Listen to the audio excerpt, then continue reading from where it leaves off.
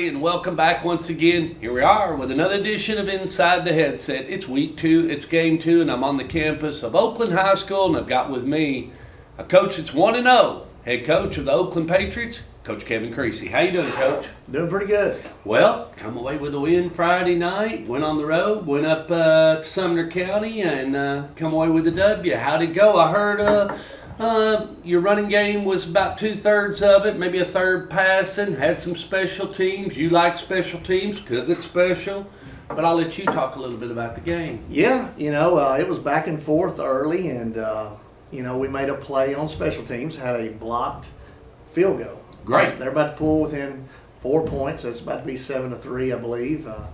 Or they may be taking the lead 3-0. I'm not sure, but we had a good block by Cale Holman. Okay. Right up the middle. He's real tall, athletic. Oh, yeah.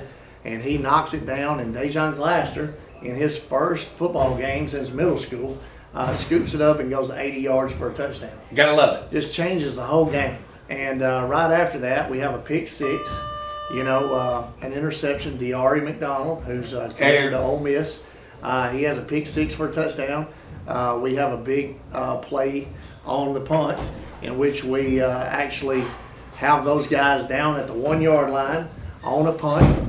And so we go in and score, from the 1 yard line. So, yeah, it's a pretty big deal for us to change the game on special teams, and our guys did that. Well, I was kind of tweeting with the boys as I was headed toward Memphis, and Victor Stevenson asked me a question. I said, well, I just want to know who's going to get an interception.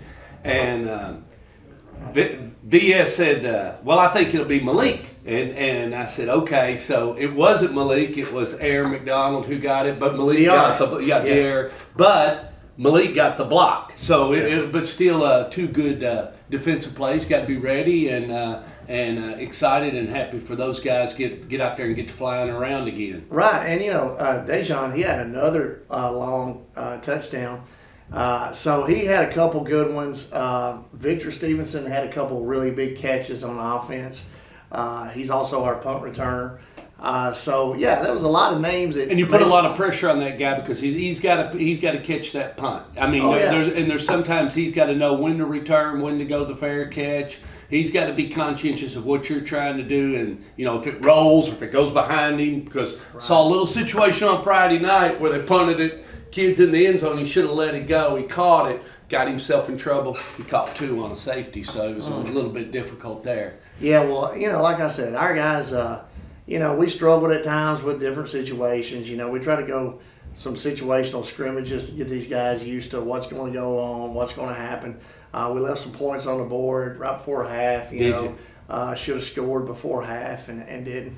We were able to kick a field goal in the first half. I thought that was so big. Turk got in. Turk did a really good job. Executed. Yep. Perfect on extra points. Kicked an extra point. Kicked a field goal from a hash. I thought that was big. So you're hearing some names that you didn't hear a lot of last year.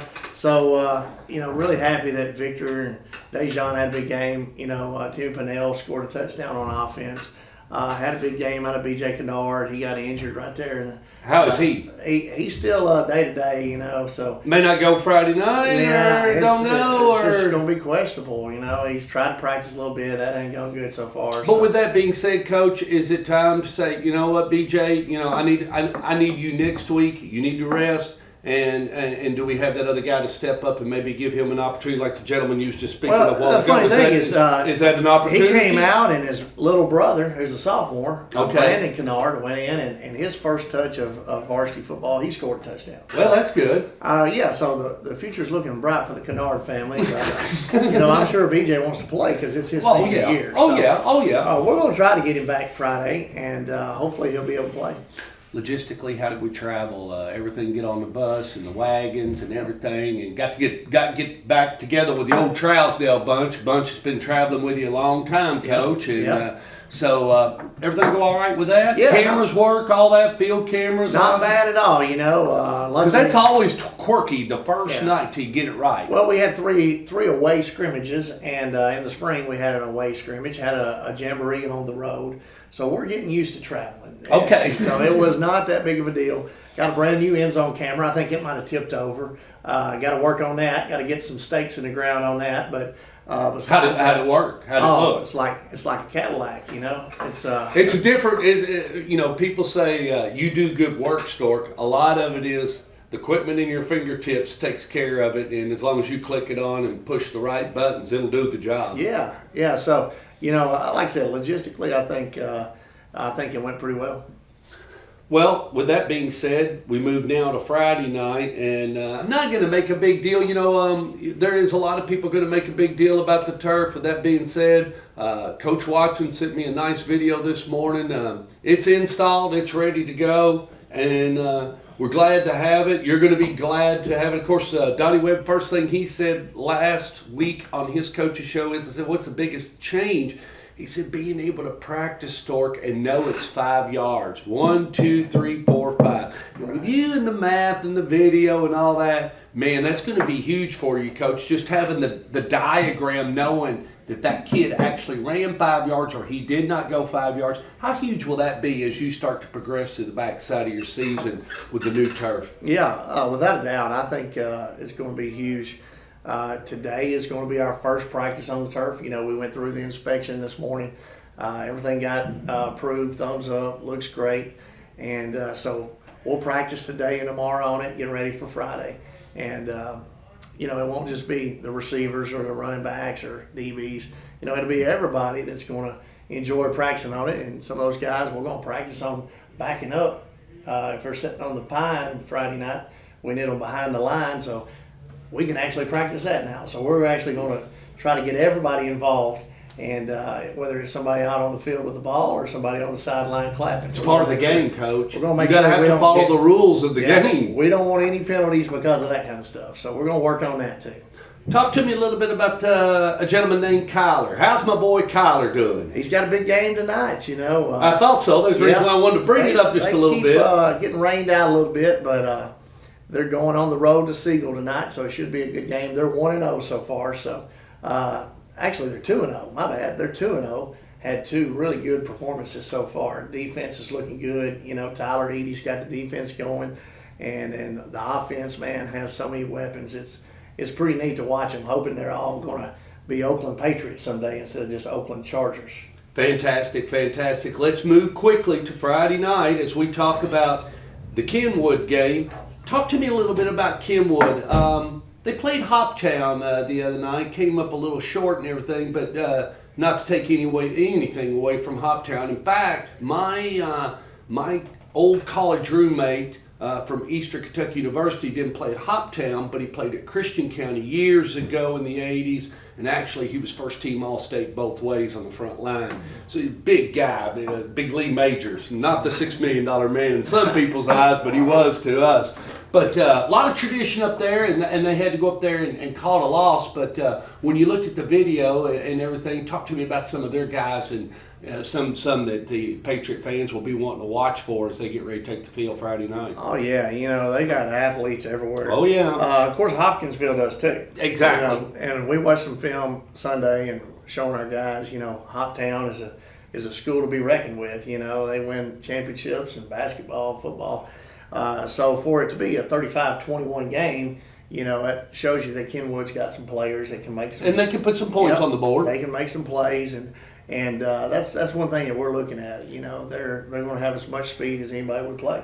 So it's going to be a good little contest for us. Well, and you don't want them to get happy. We talk about that. You know, if they get happy, you can get in trouble. It's no different than you getting happy. You know, I mean, you get a little happy and get to score, and it gets to be fun. Yeah. They can also, it's whether or not who's going to be the hammer and who's going to be the nail come Friday night. They've got a good coach. You know, Les Greer, you know, he started out in Rutherford County, and he's worked his way all over the state, won some state championships as a coordinator at Knox Catholic.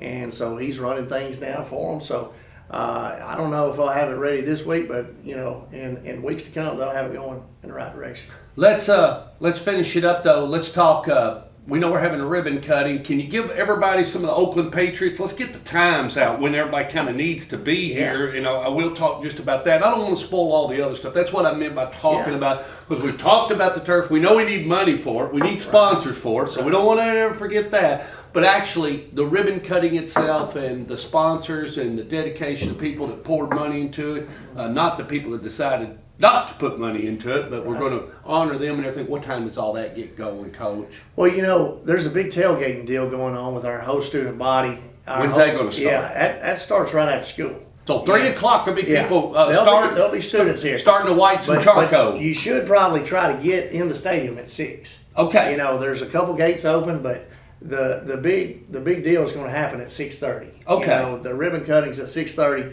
And there'll be tailgating going on from 4 to 5 to 6. Is the Oakland tailgate, you can still buy passes for it? Is there still passes? Yes. What a great section to be in down there. Yes, I've been down there several times. A lot of good memories. Well, and not only that, you get there, you get parked. It's worth the extra coin to come in, park, no traffic, and walk right in the backside of the stadium. It doesn't get any better than that, Coach. That's right. You can get in, get out. And like I said, tailgating's going to go on for a while, but you ought to get in the stadium at 6. Okay. Like I said, the ribbon cutting's at 6:30, and we're going to honor all of our guys that have donated. But also, we're going to recognize men and women that have made it possible. You know, absolutely. We're going to invite people that have done some things behind the scenes. You know, there's more than just people that throwing out the cash. There's people that have donated product. There's people that donate time. There's people that help us get certain documents signed and through and passed. And so there's going to be a lot of people on that field about 6:30.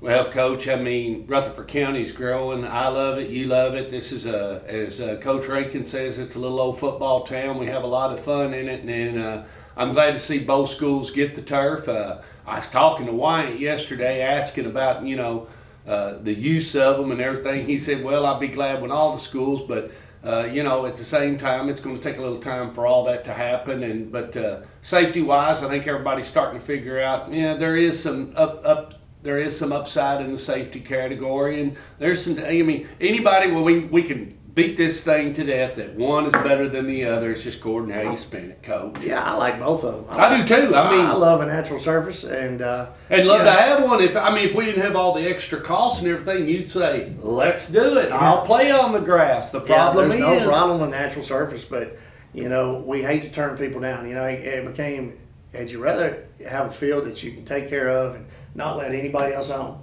and send everybody else a different direction? And there's plenty of fields over at Siegel Park, but why would you be an Oakland team if you got to go to Siegel Park every day? So we wanted our youth football to play as many games they want, and of course they play a dozen sometimes on a weekend. I've spent some Saturdays in Smyrna. And like I said, our middle school team, we don't want just their 8th graders to play. We want their JV to play.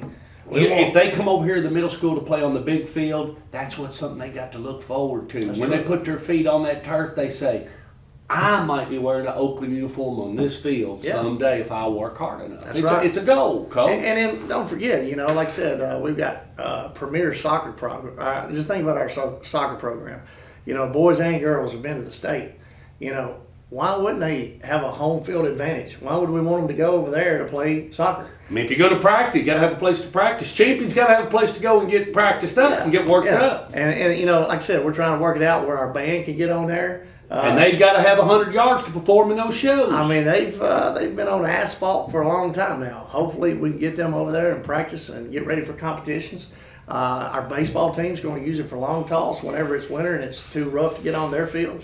Softball's already asked, if they can get on it, perfectly fine. We got lacrosse starting in a year, so lacrosse is. My brother said that is the biggest money maker for Cal is they lease that thing out for lacrosse in Louisville because lacrosse is so it can really rip up a natural grass. Well, they have a smaller goal than soccer, and they say that the area right in front of the goal is wore out. It's completely killed if you're going to have lacrosse there constantly. So hopefully all those things are going to help take care of each other. And because of that, that's the reason why we got it. And Not to mention, it looks pretty great too. Well, I'm happy for you, happy for the community, happy for Rutherford County and the whole school system. It's going to be a good thing. We'll figure it out as we go. Gather up here. It looks like 6:30, but you need to be here at 6 o'clock and then have your tail end over to Ray Hughes Stadium for the ceremonies and everything. Patriots will take on Kenwood Friday night at 7 o'clock. Y'all be here.